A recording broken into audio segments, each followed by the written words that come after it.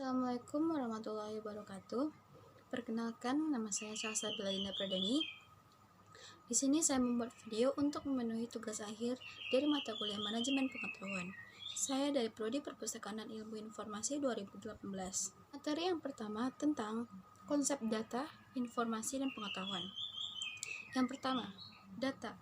Data itu adalah suatu angka, fakta, atau kejadian yang belum terjadi atau lebih tepatnya seperti bersifat objektif. Sedangkan informasi adalah data yang terorganisasi. Sedangkan informasi adalah data yang telah dikelola dan mempunyai arti-arti yang tersusun secara. Selanjutnya tentang pengetahuan. Pengetahuan itu adalah suatu keterampilan yang kita miliki atau bakat untuk kita sampaikan informasi kepada orang lain sehingga orang lain itu paham tentang apa yang kita sampaikan di dalam informasi tersebut. Konsep manajemen pengetahuan. Yang pertama kita harus tahu tentang apa itu tentang manajemen. Manajemen itu adalah suatu tata cara untuk mengelola organisasi untuk mencapai tujuan organisasi tersebut. Pengetahuan itu adalah suatu data dan informasi yang telah kita gabungkan dari beberapa pengalaman yang telah terjadi dan terbentuk dari sebuah organisasi yang kompeten. Jadi, manajemen pengetahuan itu adalah suatu informasi yang telah digabungkan dalam berbagai bentuk pemikiran dan analisis dari sumber yang kompeten. Selanjutnya adalah sistem manajemen pengetahuan. Yang pertama itu adalah tipe kegiatan manajemen pengetahuan. Yang kedua, penerapan tujuan knowledge management. Yang ketiga, tahap perkembangan manajemen pengetahuan di dalam organisasi. Keempat adalah pentingnya knowledge management.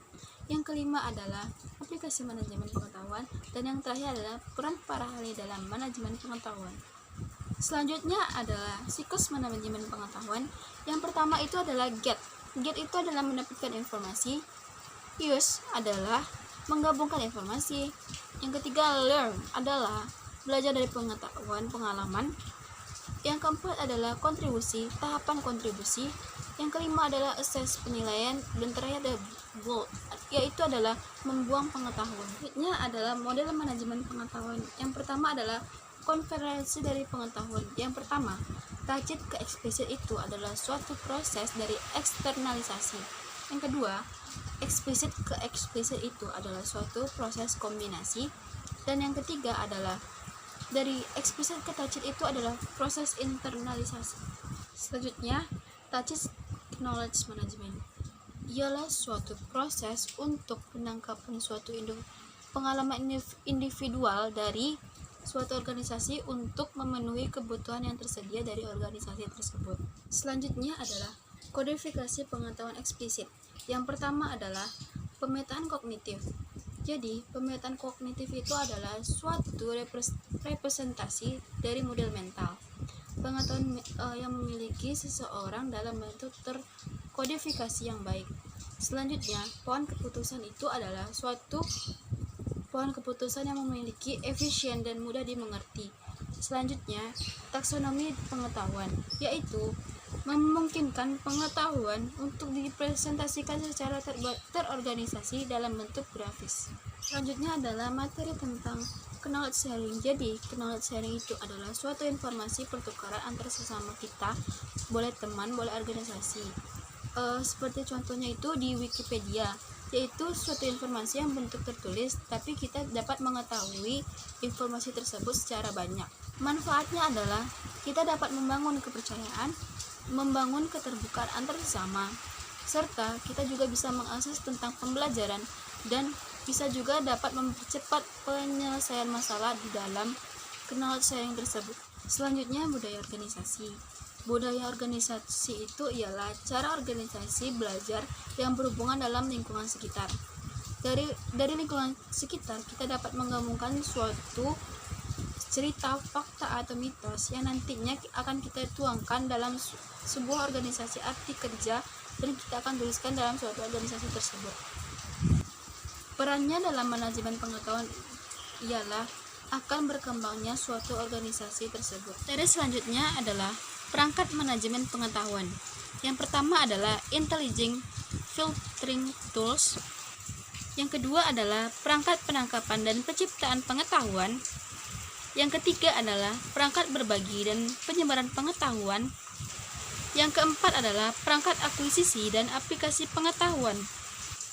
Yang kelima adalah information overload, dan yang keenam adalah teknologi adaptif. Implementasi manajemen perorangan, yaitu bagaimana cara kita mengelola belajar kita dari diri sendiri. Dari kita diri sendiri, pastinya kita akan mencari informasi-informasi baru yang akan kita butuhkan. Dengan cara mengelola pengetahuan yang baik, hal ini dapat kita lakukan untuk mendapatkan suatu informasi yang potensial, sehingga kebutuhan yang kita akan cari itu dapat tersampaikan dan kita dapat mengetahui apa itu informasi yang kita cari. Ini selanjutnya tentang implementasi manajemen pengetahuan di dalam organisasi. Dari berbagai organisasi dapat kita ketahui pengetahuan itu dapat kita simpan, serta pengetahuan itu dapat mudah kita akses dari beberapa organisasi yang kita miliki, dan kita juga dapat meningkatkan pengetahuan di dalam organisasi tersebut. Serta kalau kita dapat mengelola informasi tersebut, kita juga dapat pengetahuan dan memiliki aset pengetahuan yang begitu banyak. Dalam mengetahui manajemen pengetahuan, tentunya kita harus memiliki strategi-strategi yang ada dalam manajemen pengetahuan. Yang pertama itu adalah identifikasi. Setelah diidentifikasi, kita akan merefleks, serta merefleksnya itu kan mendapatkan hasil dari refleksi tersebut. Selanjutnya, hasil tersebut akan dibagikan dari berbagai aplikasi yang ada. Kita mengetahui strategi-strategi yang ada dalam manajemen pengetahuan, selanjutnya kita akan mengevaluasi dari manajemen pengetahuan. Lakukan evaluasi kinerja, kemudian dilakukan perbaikan manajemen dari hasil kerja tersebut. Evaluasi kinerja adalah sebagai dasar kita untuk mengevaluasi seluruh kegiatan yang ada di dalam organisasi tersebut. Salah satunya adalah kegiatan knowledge management yang telah diimplementasikan di dalam berbagai organisasi tersebut. Selanjutnya adalah implementasi manajemen pengetahuan di perpustakaan. Mengimplementasikannya adalah kita harus mengetahui dan memasukkan informasi yang relevan untuk kebutuhan si pemakai. Setelah dimasukkannya informasi tersebut, lalu pengetahuan informasi tersebut harus disimpan agar memudahkan akses untuk mencarinya serta dapat mengawetkan ketersediaannya. Lalu, proses pemindahan bahan pustaka akan berguna bila digunakan oleh seorang pemakai.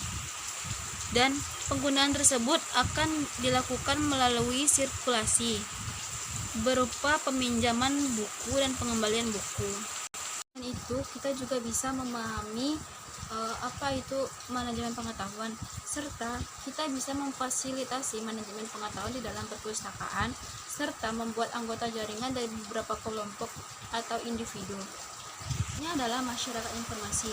Masyarakat informasi itu adalah masyarakat yang melakukan kegiatan distribusi, penggunaan, dan manipulasi informasi dalam kegiatan secara signifikan. Proses terbentuknya masyarakat informasi yang pertama adalah masyarakat pre-agraris, yang kedua masyarakat agraris, yang ketiga masyarakat industri, dan yang terakhir adalah masyarakat informasi. Kaitannya informasi dengan revolusi industri adalah, jadi masyarakat informasi ini tidak pernah memiliki kepuasan terhadap informasi yang didapatnya, karena semakin naiknya teknologi maka semakin banyak informasi yang kita dapatkan, sehingga teknologi tersebut dapat bermanfaat bagi kita dalam mencari sebuah informasi sebagai masyarakat yang mempunyai banyak informasi. Selanjutnya adalah contoh kegiatan manajemen pengetahuan di perpustakaan. Contohnya di perpustakaan itu di dalam bidang sirkulasi. Sirkulasi itu adalah proses perpindahan pengetahuan dari pustakaan ke perpustakaan. Jadi contoh pemindahannya adalah pustakawan akan memiliki informasi yang lebih dan disampaikannya dalam perpustakaan. Contohnya dalam kegiatan pembuatan opak. Di sana pustakawan memiliki informasi dan mencantumkan informasi tersebut di dalam opak, sehingga mempermudah untuk pemustaka untuk mencari suatu informasi yang ada di dalam perpustakaan tersebut. Sekian materi yang saya berikan, semoga dapat bermanfaat bagi kita semua. Apabila ada kata yang salah, mohon dimaafkan. Assalamualaikum warahmatullahi wabarakatuh.